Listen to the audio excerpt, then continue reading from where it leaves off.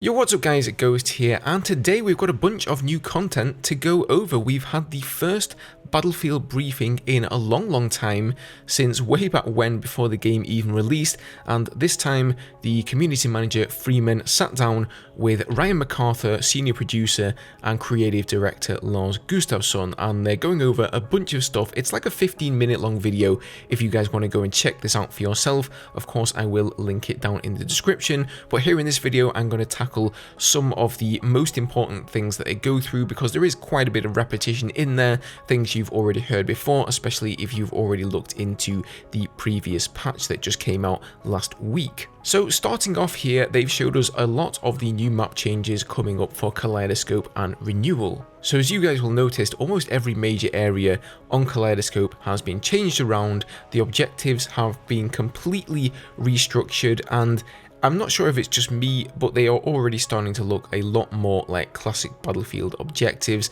much more gritty, much more war-torn and sort of lived-in areas. You can tell that things have happened here, and not the pristine mowed lawns that we were seeing before. Obviously, there's a bunch of cover, and you guys will know the objectives. You've played the maps before, right? So you'll recognize all of these areas, and obviously from looking at it here, it looks like they're going to play way better than they did before. Also here for Renewal, we've got some changes. Freeman does mention in the video that these changes are not quite as far along as Kaleidoscope, so Kaleidoscope is by far the best example, but I do believe they're going to be changing every single one of the maps in this manner. It's just that Kaleidoscope and Renewal were the main targets for the time being. And this is of course the philosophy they are using going forward when looking towards the Season 1 map. They didn't actually mention much about Season 1, in fact they said that will be coming in another update in a few weeks time, closer to the June release. But Ryan MacArthur did have this to say.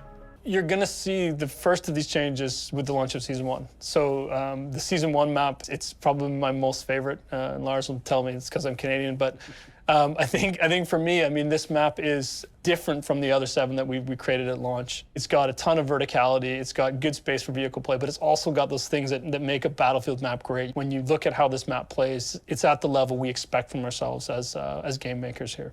So he does mention that it's a map set in Canada. That pretty much ties in with what Temporal has found with the exposure map, so that pretty much says that that is definitely the map we're going to get. A lot of verticality, as he mentioned there, and he pretty much said it should be what we expect as players from a proper Battlefield map. So yeah, good to see that we're getting out of the Battlefield 2042 beta at last. They also quickly touched on player sizes. Of course, in the last update, they got rid of 128 player breakthrough, mentioned that they were going to be doing away with that completely, but Lars also mentioned with the new exposure map in Season 1 that the maps were going to be a little bit more geared.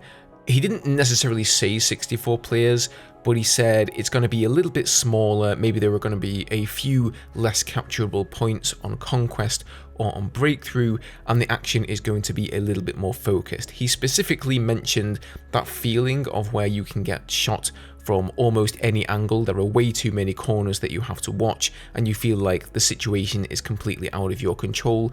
That was what they were focusing on. But again, he didn't specifically say it was going to be a 64 only player map. They also mentioned Hazard Zone, although he didn't really say anything outside of that it didn't really meet the expectations. Yeah, no surprises there, but they are going to put it apparently as a focus for coming maps in the coming seasons. So again, not exactly sure what changes they're planning here, but I honestly doubt it's going to be enough to pull players back into that game mode. So the next big topic they touched on were the specialists. Unfortunately, they didn't give us a ton of information on how they're exactly going to rework them, but this is what Ryan had to say about them.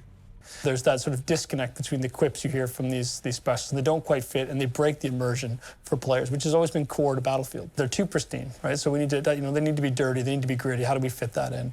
So what you're going to see in the specialists is improved VO that kind of really fits them in the world. Body postures to sort of make them sort of fit in that Battlefield character that we're trying to create. I mean, we're not walking away from specialists. They're a key part of 2042, but we need to make sure we get it right and we can deliver to our players what they deserve. So there you go, straight from the horse's mouth for anybody who thought specialists may be disappearing entirely and they would just be bringing back the AI skins as a sort of rudimentary class system.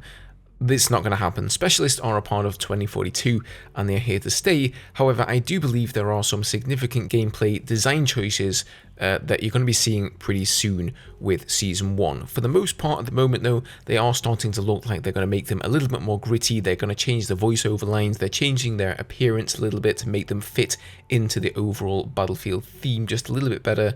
But yeah, Specialists, here to stay. Next up, they touched on weapons and gadgets, reiterating that obviously we're going to be getting more vehicles, more weapons, and more gadgets with the 4 seasons, and they're going to be continuing to give us more balanced changes to attachments and whatnot, likely similar to what we've been seeing over the past couple of patches. However, one interesting thing is that Lars did mention that they're going to be cherry-picking portal weapons to be brought into the all-out warfare mode. So some of those classic weapons that you enjoy from Bad Company 2 or Battlefield 3, you can maybe expect to see those in all-out warfare and actually be able to use the plus system with those weapons as well.